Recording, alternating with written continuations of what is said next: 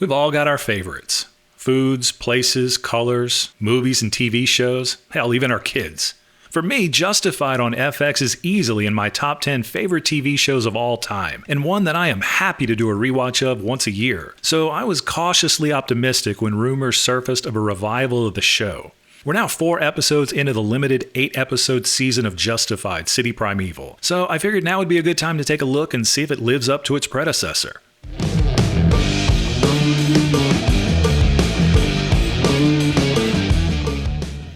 Before we get started, a little housekeeping. I get a decent number of comments from viewers wondering why I have so few subscribers. And while that's a really nice thing to say, and I certainly appreciate the sentiment, it's partly out of my hands. Yeah, obviously I need to make things people want to watch, so that's 100% on me. But generally speaking, the people that do see the videos like them and say so. But as of right now, only a small percentage of my total viewers are actually subscribed. Now, from what I understand, subscribers aren't what they used to be in terms of making a YouTube channel successful, but it's still important in terms of YouTube thinking a channel is worth promoting. What does seem to help a ton is having people comment on videos, liking them if they like them, definitely sharing them different places so that others can find them, and watching them all the way through. That's actually a huge one. Keep in mind, I really don't mention this stuff often, but this can be sort of a vicious cycle. To actually grow, the channel needs to begin to get over the first hump, or YouTube basically shelves it. So if you're wondering why the channel seems undersubscribed, help a brother out if you're so inclined.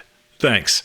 So Justified was loosely based on the Elmore Leonard novella Fire in the Hole. I say loosely because the novella only encompasses what is basically the pilot of the series, and even there, significant changes are made. But Leonard was apparently happy with what the showrunners had done in extending his story, so if he was good, I have no issues. Now, I'm not going to do a full-on review of the first series. It's 6 seasons long and fairly dense. I assume that if you're interested in the revival series, you're probably a fan of the first show. That said, a quick recap may be in order. Justified revolves around Deputy U.S. Marshal Raylan Givens, who gets transferred out of his field office in Miami after giving a gun thug 24 hours to leave town or he'd kill him. And he did. And even though the shooting was justified, Raylan was sent back to his home state of Kentucky to the Lexington field office. Once there, he's immediately assigned to the criminal activity of Boyd Crowder, a guy he grew up and dug coal with in Harlan County. Over the course of those 6 seasons, we watch Raylan become one of TV's biggest badasses of all time and fall in love with the relationship he has with Boyd,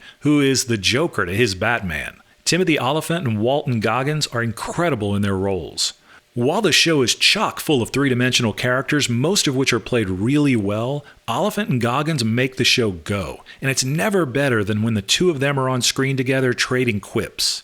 And not only does Justified have one of the greatest pilots in TV history, but its series finale is right up there as well. Except for season 5 when they bring in Michael Rapaport, who is awful in every scene he's in, the show never misses.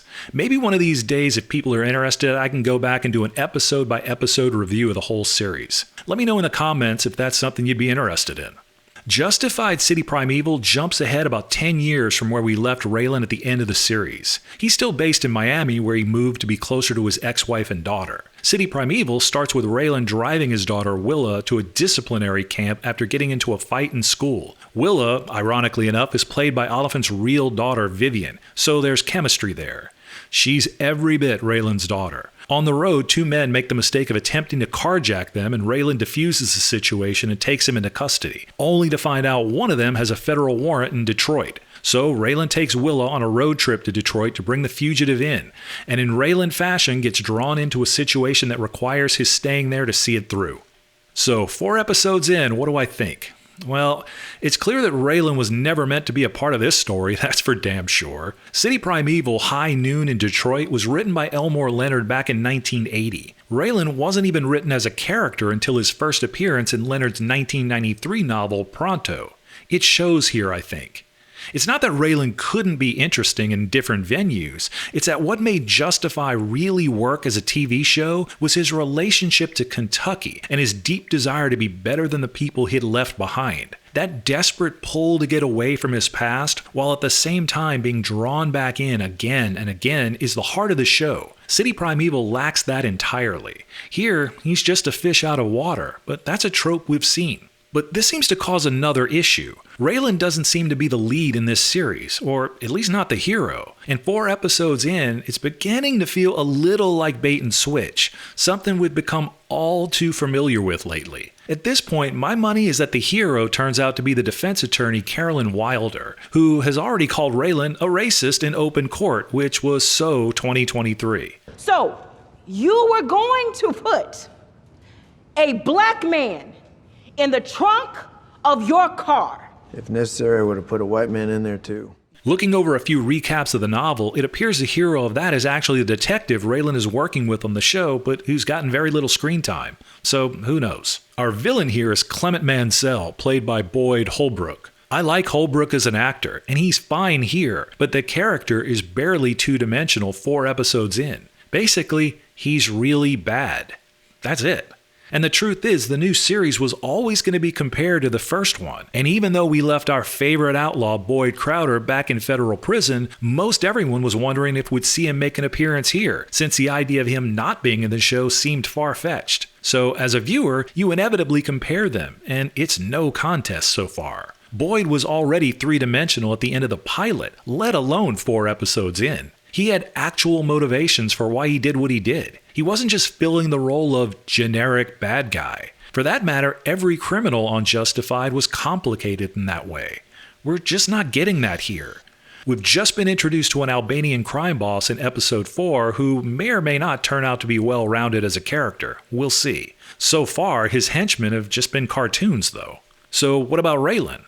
Well, Oliphant is just so damn good that he slides right into the role again. But like so many reboots lately, Raylan seems to be at least partially neutered.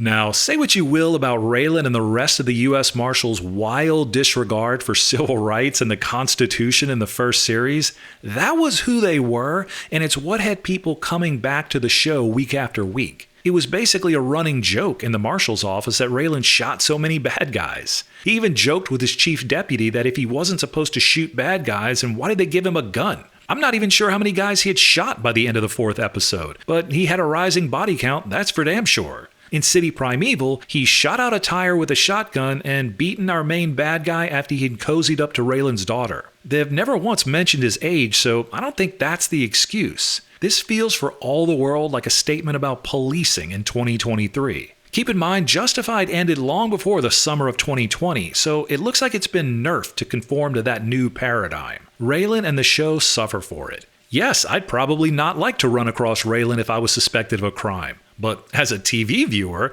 I prefer him the other way. Who wants to see a gunslinger that doesn't sling a gun? Finally, City Primeval suffers from the same thing too many shows on FX suffer from now. They've sort of become a 12-year-old boy who's just learned how to say fuck.